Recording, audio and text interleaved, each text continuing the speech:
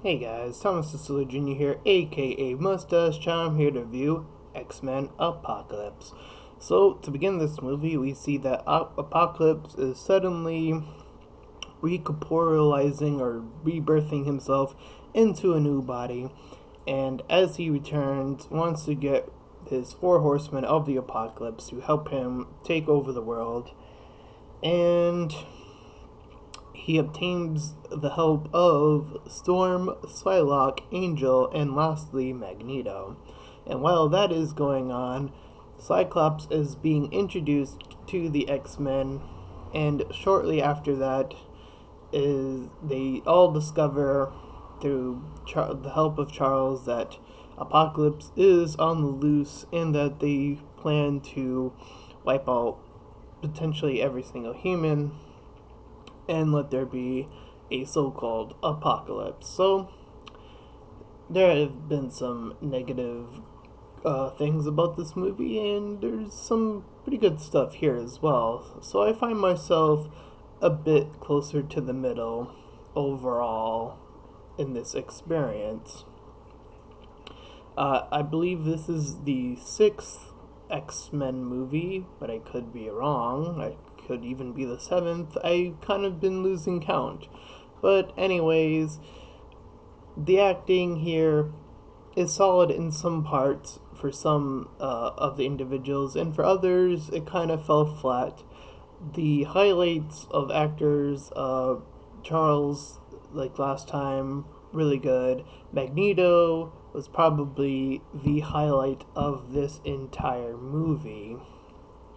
Magneto, out of all of the four horsemen of the apocalypse, seems to only have he seems to be the only one who actually has a legitimate reason for joining Apocalypse. The others uh, gain this power and they say, "Oh yeah, I'll just join you, Apocalypse." And Magneto is the only one who feels this pain and burden of loss through his daughter, and I believe it's his third daughter.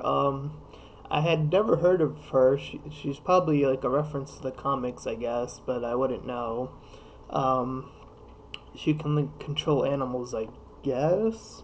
Um, so she gets taken out, and once again, Magneto feels the loss of someone so close to him, and he sees that humans are responsible. So when Apocalypse offers him this choice, just like X-Men 3, he goes forward with it.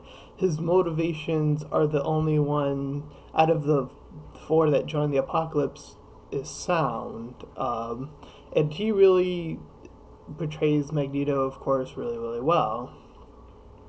The only other characters that had moments, uh, Nightcrawler had his two battles with Angel. The first one was a little bit, oh, I'm just like sort of running away and trying to avoid you.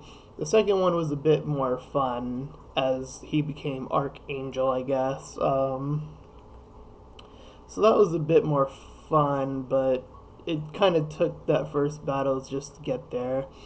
Um, they did Mystique was really lacking, I felt, in this movie.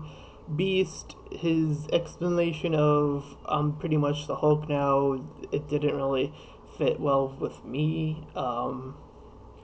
Especially since they're like at one point in the movie he's like, "Oh, I just forgot my meds, so now I'm just the Beast." So they I didn't see the point of them doing that. It just feels so out of place. It just out of nowhere.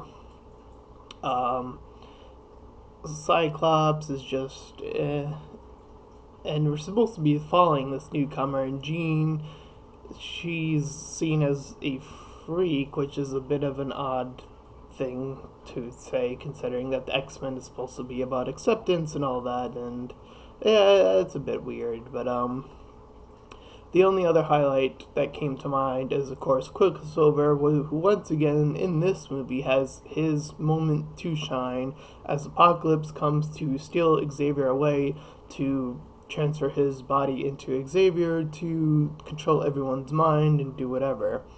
Um, so Nightcrawler, I don't know if he was there or not. He like everyone was like slowed down. I think he was with in the car at that time with the others to go to like this thing. Um, I mean, Jubilee was in this movie, but she didn't really have a purpose.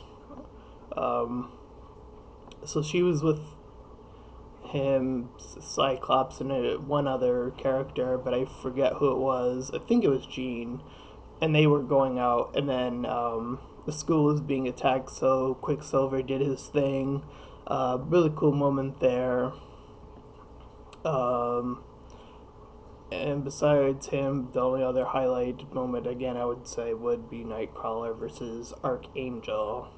Um, Apocalypse was threatening toward the beginning, and as the movie went on, he sort of just went on his way, learning stuff, and then um, he doesn't really do anything except like get the four horsemen. Like, except in being invisible, I guess that's really only the only thing he does. So towards the end, he kind of loses his luster, and visually it's the same. I'm gonna just say it's pretty much Deadpool all over again. What they did with him visually, they messed up.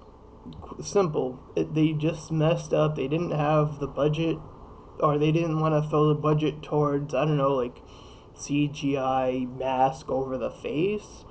I mean, I think that would have been the only thing they needed to fix visually to help create the illusion of Apocalypse.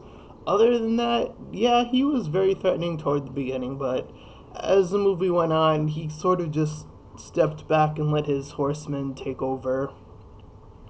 Uh, Psylocke, Storm, their moments are very, very short. I believe Storm was the first to join, and then, but again, it just came down to the power. So she went up against Beast, and they had like a very short clash. I don't remember how long it was. Psylocke was just sort of there to help out, and she like did her car destroy thing. And then after the battle was over, she was like, "Oh, I'm out of here." Um, and then of course we have, spoiler alert, the cameo of Wolverine, and this was sort of interesting. It was an interesting moment of the X-Men are going into that guy, the government guy. I forget his name. I can't remember his name right now, but he's like the military guy that helped create Wolverine, and they sort of unintentionally help in the escape of Wolverine. Wolverine runs into Jean, who helps him remember something, and he runs off after killing a bunch of people in a really cool way, and then sort of just goes on his way to be in his own movie, which I'm guessing is the next movie, the R-rated Wolverine movie. That is, I'm guessing that's what their hit was. That that was what they were hinting toward the end. Um, Other than that, that's when it was it was okay. It wasn't as good as First Class, but I don't think it was as bad as Part 3. If that's, I don't know what order I would put it in, to be honest. I mean, 3 has its funny moments, some of which are stolen, but I mean, whatever. Um, Other than that, yeah, I think I would put this above 3, but beneath First Class. And I don't know where I would place the other X-Men movies quite yet, but that's where I would put it. And for a score, I would give it a 6 out of 10. I think um, if they just gave the characters a bit more to do to prove themselves to be the X-Men that they are, uh, on top of that, fix the visuals of Apocalypse and make him a bit more of a threat towards the end instead of just being an invincible guy. I think this movie could have been sawed. That's it. Like that's the only three things that they would probably need to fix in order to make this movie a 7 out of 10 for me. So Other than that, it's a pretty good movie.